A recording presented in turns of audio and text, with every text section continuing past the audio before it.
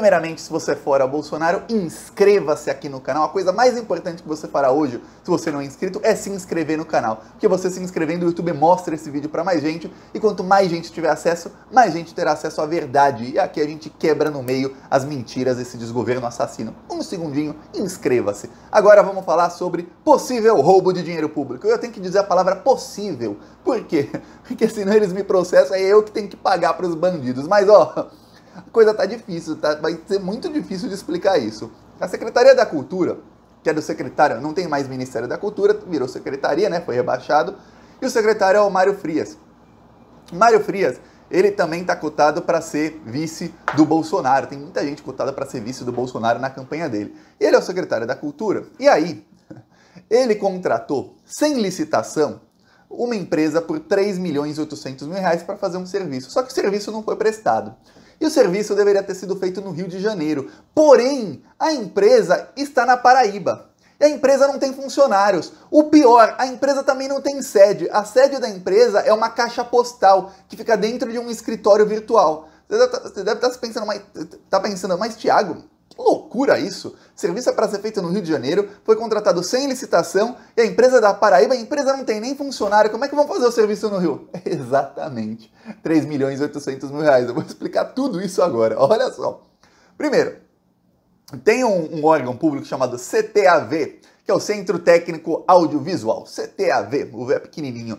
E esse Centro Técnico Audiovisual, ele toma conta de obras cinematográficas que existem no Brasil desde os anos 20, então muitas relíquias estão lá. E aí, essas obras ficam guardadas lá. Eu não sei porque até hoje, 2021, não digitalizaram tudo, que seria mais barato. Porém, deve ter algum motivo. As obras ficam lá e os originais ficam lá e tem que ser cuidados. Ok, excelente. O que acontece é o seguinte, o prédio está caindo aos pedaços.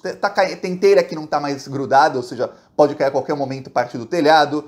Tem funcionários dizem que tem ratos caindo do teto, que há risco de desabamento, que os riscos de incêndio são enormes, e vamos lembrar que de incêndio em museu e esse tipo de coisa o governo Bolsonaro entende, porque eles sucateiam tudo e depois parece que alguém vai lá com fósforo ou com isqueiro para tocar fogo, parece que é proposital. Ok, aí o CTAV está caindo aos pedaços.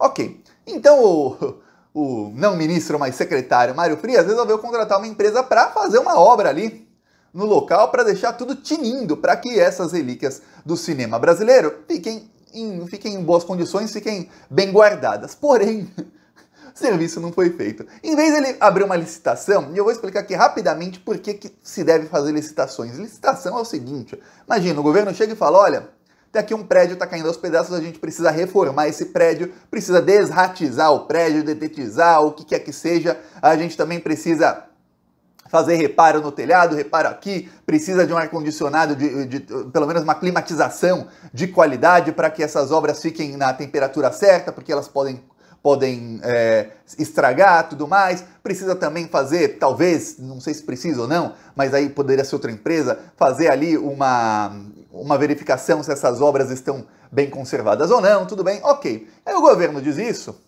lança um edital, e aí companhias, empresas que são especializadas em obras e tudo mais, em edifícios antigos, vão lá e falam, olha, a gente faz por tanto, a gente faz isso por tanto, eles detalham o serviço e o preço, e aí o governo, isso tudo publicamente, o governo vai lá e escolhe o melhor custo-benefício. Isso faz com que haja fiscalização. Por isso que se chama licitação, é licitar, é isso que se faz.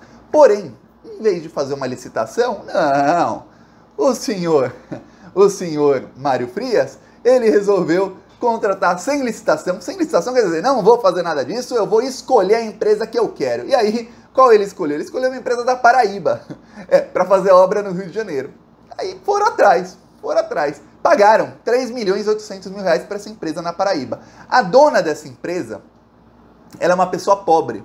Ela recebeu auxílio emergencial, recebeu 8 parcelas do auxílio emergencial. Bom, para você ver, tem ideia. Recebeu parcelas de 1.200 e depois parcelas de R$600. Ok, aí, onde você vai chegando? Falaram lá com familiares dela e tudo mais, e falaram, não, ela é pobre, ela está em dificuldade financeira, estava recebendo auxílio, parou de receber auxílio, tá ruim a coisa para ela é pobre. Matéria do Globo, reportagem do Globo, também ligou para ela. Ela falou, eu tenho empresa mesmo, eu vou demolir e reconstruir um prédio no Rio de Janeiro. Só que o problema é o seguinte, o contrato da Secretaria de Cultura com a empresa não fala nada sobre demolir prédio nenhum e nem construir prédio, são reparos no prédio. Quer dizer, ela, como dona da empresa, não faz nem ideia do serviço que é para ser feito. Ou seja, tudo leva a crer que essa empresa foi contratada por alguém, ela foi contratada por alguém para abrir uma empresa de fachada. A empresa fica num escritório virtual. O que é escritório virtual? Tem uma nova modalidade de escritórios que chegou aqui no Brasil há alguns anos e tem já na Europa, nos Estados Unidos faz um bom tempo, que é assim, você tem uma empresa, só que você trabalha de casa ou alguma coisa assim, sua empresa não tem um escritório, porque você não tem dinheiro para alugar uma sala, ou mesmo você tem, mas não precisa. Pois bem, você pode registrar a sua empresa, em vez de registrar na sua casa, que é um domicílio, num escritório virtual. Aí você paga lá mensal, tem escritório virtual de R$50 por mês. E o que acontece? Você pode colocar lá na hora de abrir o seu NPJ que aquele é o seu endereço. Uma sala ou uma caixa postal que fica num endereço ali num prédio comercial. E aí, como você paga uma mensalidade, você tem direito a usar algumas salas desse prédio, usar a internet do prédio, algumas vezes por mês para fazer reuniões, alguma coisa assim, mas você não tem um escritório ali. Isso se chama escritório virtual. Por quê? Porque na verdade o escritório não existe. Pode-se usar aquele endereço para fazer uma reunião ou outra, mediante agendamento prévio, e várias empresas estão naquele endereço e várias empresas podem usar aquele local. Isso é um escritório virtual. Ok.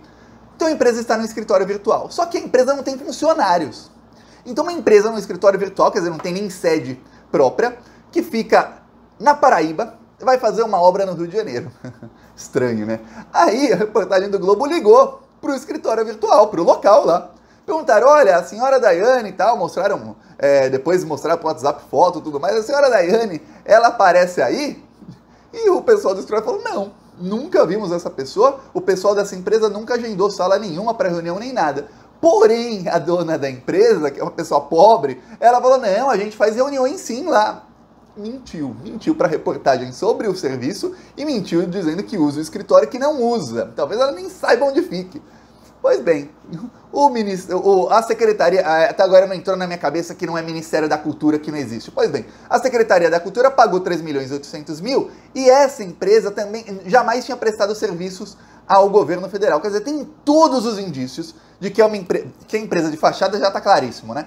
A empresa não tem funcionários. Tem todos os indícios de que a empresa de fachada foi contratada, o dinheiro entra lá, alguém que não é a dona da empresa porque ela é pobre, vamos lembrar disso, ela é pobre, deve ter ganho alguma coisa alguns anos atrás quando ela abriu a empresa, alguém vai lá, pega esse dinheiro todo, olha, o mesmo esquema daquele deputado bolsonarista, o Josimar do Maranhãozinho. Alguém vai lá, contrata um serviço sem licitação, escolhe a dedo uma empresa, aí a empresa de fachada, na hora que cai o Pix, alguém já faz o saque, já pega todo o dinheiro em espécie e já distribui para quem faz parte do esquema. Ou seja, o Mário, o secretário do Bolsonaro, ele pagou para esse esquema. Agora, o STF, olha, nem precisa ser o STF, por quê? Porque a dona da empresa não tem foro privilegiado, se bem que o secretário, eu não sei, pesquisei, não é Ministério da Cultura, é Secretaria da Cultura, eu não sei se ele tem foro privilegiado ou não. Se ele tiver,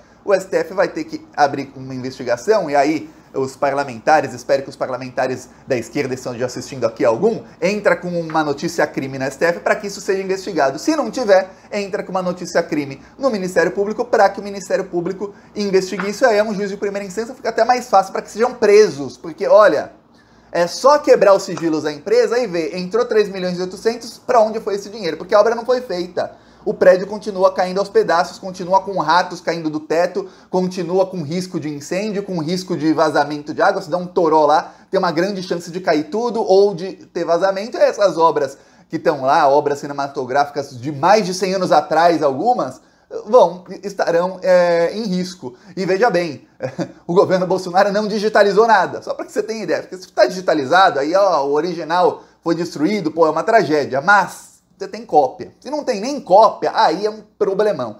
Pois bem, isso tudo acontece e quando você começa a pensar, na denúncia que eu fiz um vídeo de ontem, sobre o deputado lá, o Josimar do Maranhãozinho, que esse tipo de coisa acontece em todo o governo, você começa a pensar, peraí, isso é um contrato sem licitação. Quantos contratos sem licitação tem na Secretaria da Cultura? Eu vou te falar. Centenas. Quantos contratos sem licitação tem em cada ministério do governo Bolsonaro? Eu vou te falar. Centenas em cada ministério. É muito dinheiro que estão roubando. Mas estão roubando. Nunca se roubou tanto dinheiro público. Belém do Pará aqui. Enquanto o povo sofre com a inflação, com o desemprego, com a fome, a família de Bolsonaro está cada vez mais rica, comprando mansões. Essas e outras notícias você vê aqui no YouTube, Plantão Brasil. O arroz está caro, o feijão está caro, o preço da gasolina é culpa do Bolsonaro. E a sua família é só comprando mansão. O povo brasileiro está sofrendo com a inflação.